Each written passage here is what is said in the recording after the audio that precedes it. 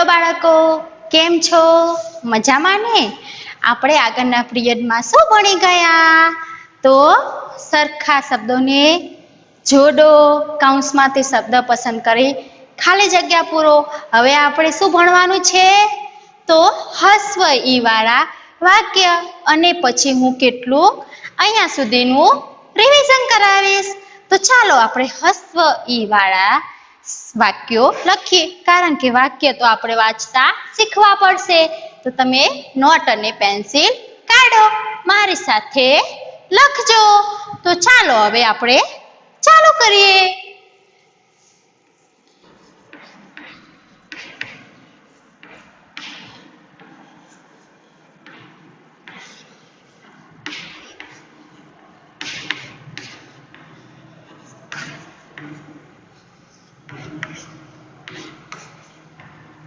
તો બાળકો, વાક્યોનું અનુલેખન કરો. અનુલેખન એટલે કે વાક્યો સારા અક્ષરે જોઈને તમારી નોટબુકમાં લખો. તો ચાલો હવે વાક્ય લખવું એ તમારે વાંચવાના છે, પછી લખવાના છે. તો ચાલુ કરીએ.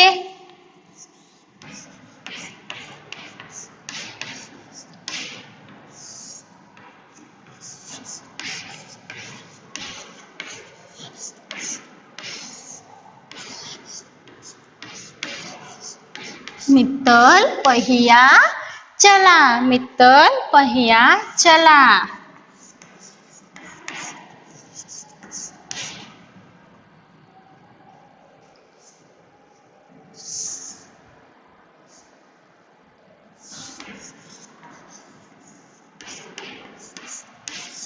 हितेश इमली खा. हितेश इमली खा. હું લખું એ તમારે વાંચવાના છે, પછી હું બોલીશ, તમે મારી પાછળ બોલજો. ત્રીજું વાક્ય છે, શિવાજી સીતા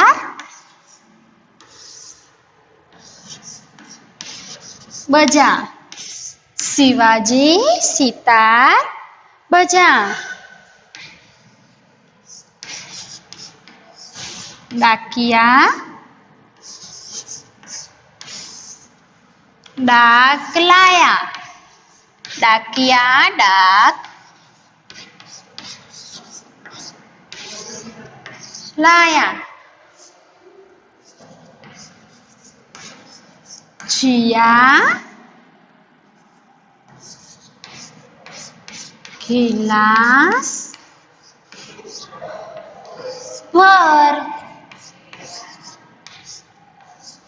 તો બાળકો, અહીં આ વાક્યમાં અલ્પ વિરામ છે અને પૂર્ણ વિરામ છે. આપણે આ નિશાનીને શું કહેવાય બાળકો? અલ્પ વિરામ. શું કહેવાય? અલ્પ વિરામ. અને હિન્દીમાં આ નિશાની છે પૂર્ણ વિરામની. શું છે? પૂર્ણ વિરામ. અને બાળકો, આ નિશાની શેની છે? તમને ખબર છે કોઈને? હા, પ્રશ્ન ચિહ્નની છે. જ્યારે કોઈને આપણે પ્રશ્ન પૂછીએ તો આ નિશાની આવે. તો પ્રશ્ન ચિહ્ન છે. આ વાક્યમાં આ રીતે નિશાની આવે છે, જેમ કે અલ્પ વિરામ એટલે કે શબ્દ બોલીને થોડી વાર થોભવાનું છે, પછી આગળનું વાક્ય બોલવાનું છે. અને વાક્યના અંતમાં પૂર્ણ વિરામ આવે એટલે કે અહીં વાક્ય પૂરું થાય છે. તો બાળકો, આપણે વાક્યમાં આવતા અલ્પ વિરામ, પૂર્ણ વિરામ કે પછી પ્રશ્ન ચિહ્ન, એ બધા ચિહ્નો આવડવા જોઈએ. તો અહીં આપણે અલ્પ વિરામ છે, તો હું વાક્ય વાંચું એ રીતે તમારે વાંચવાનું છે.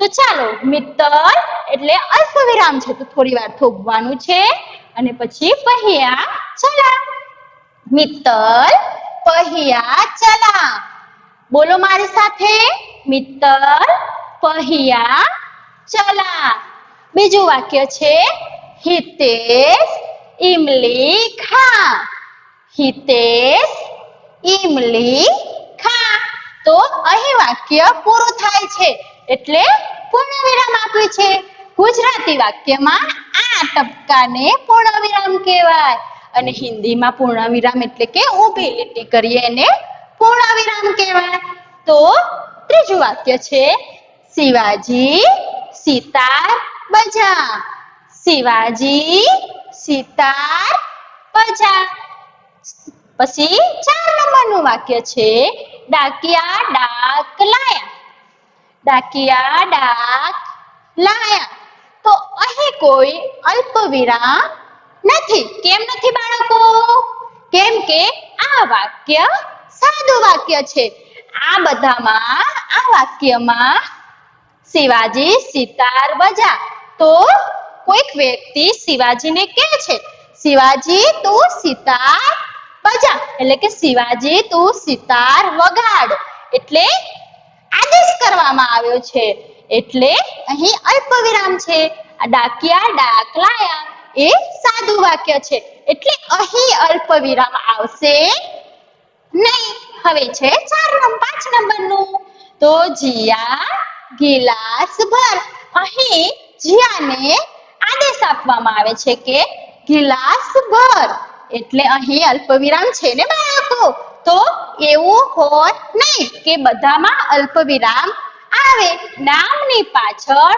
કોઈને આદેશ આપવામાં આવ્યો હોય કે તું આ કામ કર તે બાળકો તમે હોમવર્ક કરો તો બાળકોની પાછળ શું આવશે અલ્પ વિરામ આવશે શું આવશે અલ્પ વિરામ કે આધ્ય તું હોમવર્ક કર આધ્ય ખડે હો તો શું આવશે નામની પાછળ અલ્પ વિરામ આવશે એ જ રીતે આપણે ફરીથી વાક્ય વાંચી લઈએ તમે પણ મારી સાથે બોલજો તો મિત્તલ पहिया चला મિત્તલ पहिया चला हितेश इमली खा हितेश इमली खा शिवाजी सितार बजा शिवाजी सितार बजा ડાકિયા ડાક લાયા પછી આ વાક્યને આ વાક્ય વાંચીએ છે એ રીતે વંચાય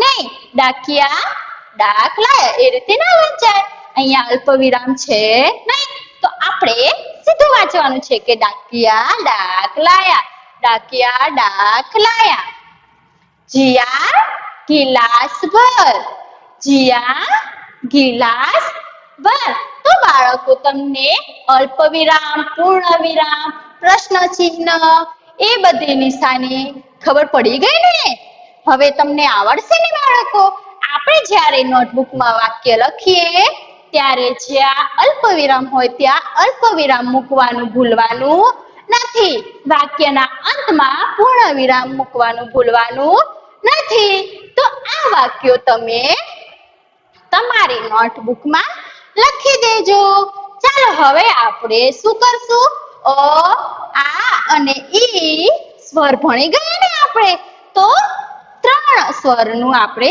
થોડું રિવિઝન કરી લઈએ એટલે ફરીથી પાકું કરી લઈએ ચાલો હવે રિવિઝન ચાલુ કરીએ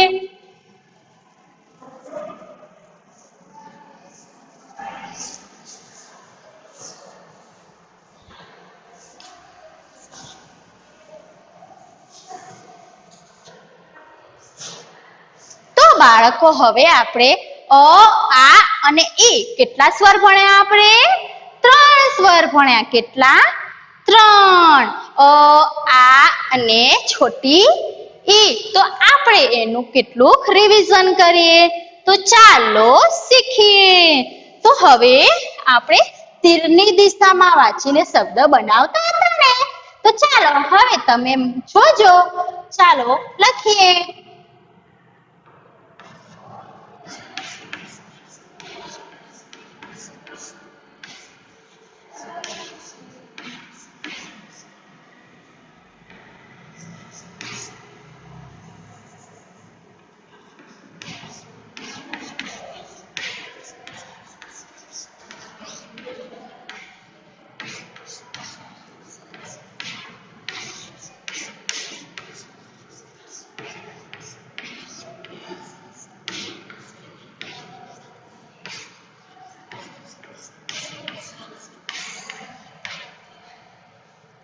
આવું આપણે ત્રણેય સ્વરમાં ભણી ગયા છે.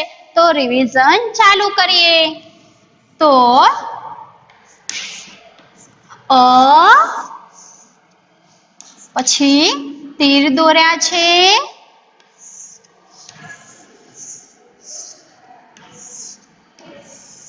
પછી કયો મૂળાક્ષર આવે? તો આ સ્વર આવે. તો આપણે આને પણ તીરની દિશામાં વાંચીશું અને શબ્દ બનાવીશું. બાળકો, મજા આવે છે ને બાળકો? તો હવે છે ઈ. તો ઈને પણ આપણે તીરની દિશામાં વાંચીને શબ્દ બનાવીશું.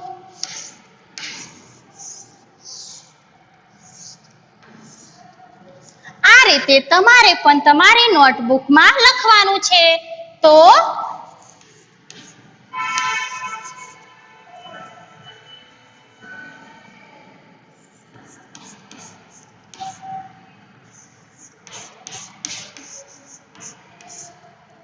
અનાર, પછી છે કાલ,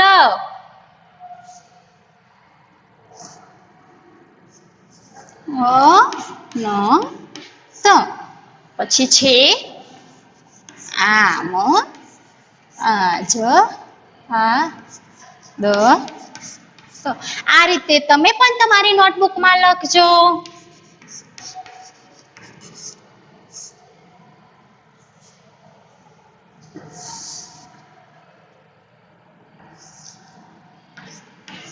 મૂલી, સારા, ઈતી. તો બાળકો, આપણે શબ્દ બનાવીએ. તો ચાલો આપેલા અક્ષરને તીરની દિશામાં વાંચીને શબ્દ બનાવીએ. તો અ છે અને નાર. શું શબ્દ બનશે બાળકો? અનાર. શું બનશે બાળકો? અનાર. બીજો શબ્દ શું બનશે? જોઈને મને કહો તો. હા, અકાલ. અકાલ. પછી છે નંત, અનંત, અનંત. તો બાળકો, અને તીરની દિશામાં વાંચીને શબ્દ બનાવી દીધા છે. તમે પણ તમારી નોટબુકમાં બનાવી દેજો. ચાલો હવે આપણે આના શબ્દ બનાવીએ. તો આ પછી કયો અક્ષર છે બાળકો? મ છે. આ, મ. પછી છે આ, જ. આ, જ. હવે છે આ, દ, ત. તો આ, દ, ત. તો બાળકો, આપણે આને તીરની દિશામાં વાંચીને શબ્દ બનાવી દીધા છે. ચાલો જોઈએ. આમ, પછી છે આજ, પછી છે આદત. આ બની ગયા. હવે આપણે છોટી ના શબ્દ બનાવી દઈએ. તો છોટી સે ઈમલી છે. ઈ, મ, લી. ઈ, મ, લી. કયો શબ્દ બન્યો બાળકો? ઈમલી.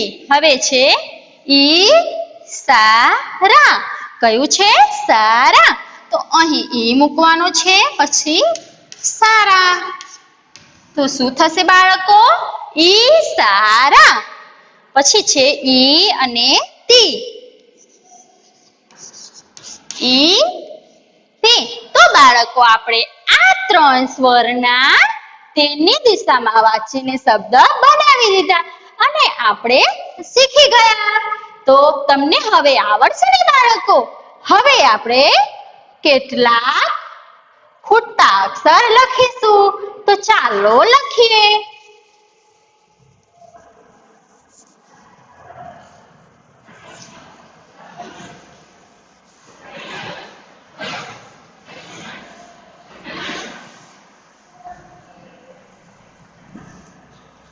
બાળકો આપણે આના આગળના પીરિયડમાં અ આ અને છોટી ઈ ના ખૂટતા અક્ષર જોઈ ગયા છે.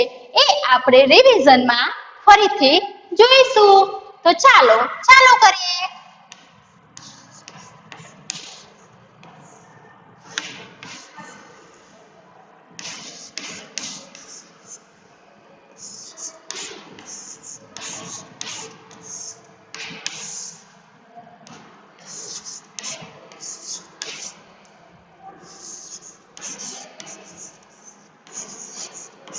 પહિયા.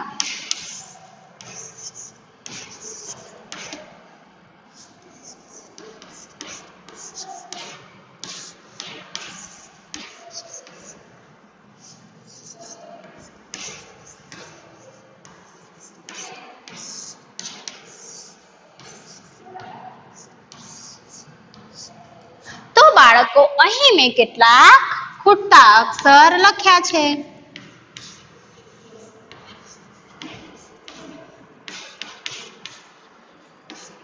તો અહીં તમારે વિચારવાનું છે કે કયો અક્ષર ખૂટે છે અને ખાલી જગ્યામાં લખવાનું છે. તો ચાલો લખીએ. અનાર. તો કયો અક્ષર ખૂટે છે બાળકો? અ ખૂટે છે.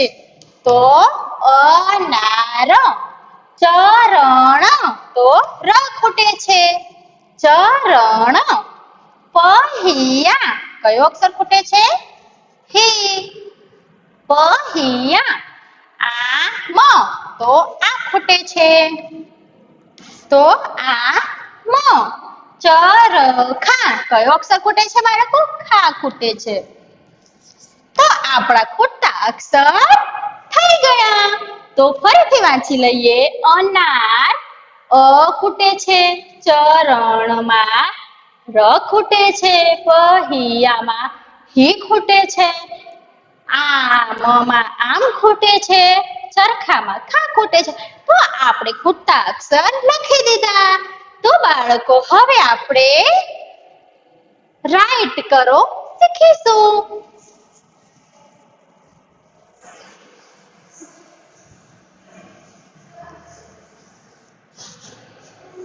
તો બાળકો અ આ અને ઈ થી ચાલુ થતા શબ્દ પર રાઈટ કરો.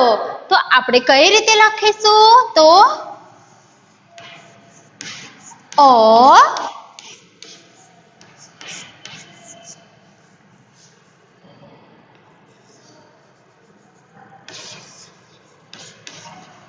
આપેલા અક્ષરથી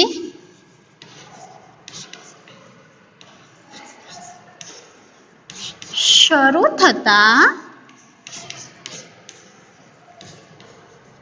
શબ્દ પર શું કરવાનું છે? સાચાની નિશાની કરવાની છે, એટલે કે રાઈટ કરવાનું છે. અ પછી આ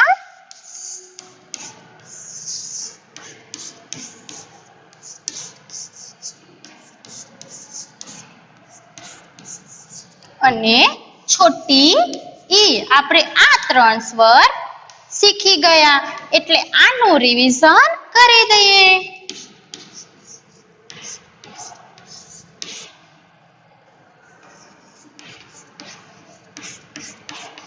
અકાલ, અનાર, મૌન અને જનક. તો આ છે અ. તો આપણે અ થી શરૂ થતા શબ્દ પર રાઈટ કરવાનું છે. તો આ શબ્દ શું છે બાળકો? જનક. તો આમાં અ આવે છે? ના, નથી આવતો. તો આપણે રાઈટ કરવાનું નથી. હવે બીજો શબ્દ જોઈએ. અકાલ. તો આના જેવો પેલો અક્ષર દેખાય છે બાળકો?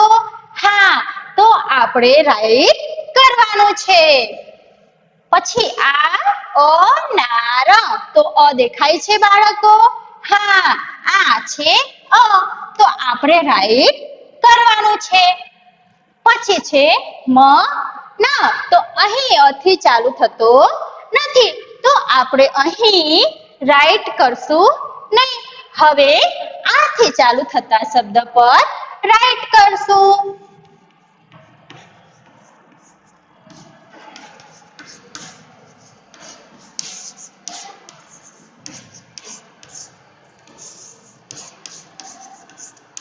તો અહીં બાળકો ધ્યાન આપો. તો અહીં આથી શરૂ થતા શબ્દ પર રાઈટ કરવાનું છે. તો જોવો તો બાળકો અહીં આ છે, હા છે, તો આપણે રાઈટ કરવાનું છે. હવે બીજો શબ્દ છે ચરણ. તો આથી શરૂ થતો નથી, તો આપણે રાઈટ કરવાનું નથી. હવે છે આ જ. તો પહેલો અક્ષર આથી શરૂ થાય છે, તો આપણે અહીં રાઈટ કરશું. હવે છે કામ. અહીં આ શબ્દ છે નહીં, તો આપણે અહીં રાઈટ કરશું નહીં. તો આપણે અ થી શરૂ થતા શબ્દ પર રાઈટ કરી દીધું, આથી શરૂ થતા શબ્દ પર રાઈટ કરી દીધું. હવે છોટી સે ઇમલી, ઈ થી શરૂ થતા શબ્દ પર રાઈટ કરીશું.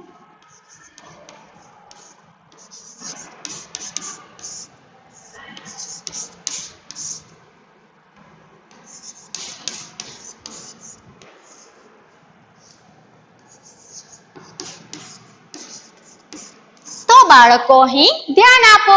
તો આ છે ઈ, ઈ થી શરૂ થતા હોય એવા પર રાઈટ કરવાનું છે. તો જોવો તો બાળકો આ શબ્દ ઈ થી ચાલુ થાય છે, હા થાય છે, તો આપણે અહીં રાઈટ કરીશું. જોવો હવે બીજો શબ્દ થાય છે ઈતના, તો થાય છે, આ ઈ છે, તો આપણે રાઈટ કરવાનો છે. હવે છે મોર, તો અહીં રાઈટ કરવાનું નથી. હવે છે ઝરના, તો ઝ અને ઈ માં ફરક છે. આ છે ઝ અને આ છે ઈ, તો આપણે ઈ સમજીને રાઈટ કરી દેવાનું નથી. ધ્યાનથી શબ્દ જોવાનો છે, પછી જ રાઈટ કરવાનું છે. તો આ ઈ નથી, આ છે ઝ, ઝરનાનો ઝ છે, તો આપણે રાઈટ કરશું નહીં. એટલે આપણે અહીં રાઈટ કરશું નહીં. તો બાળકો આપણે આપેલા અક્ષરથી શરૂ થતા શબ્દ પર રાઈટ કરો જોઈ ગયા. હવે આપણે આવતા પિરિયડમાં મળીશું. ત્યાં સુધી આપણે આજે જે ભણાવ્યું એ હોમવર્કમાં કરીશું. ચાલો બાળકો, આવજો.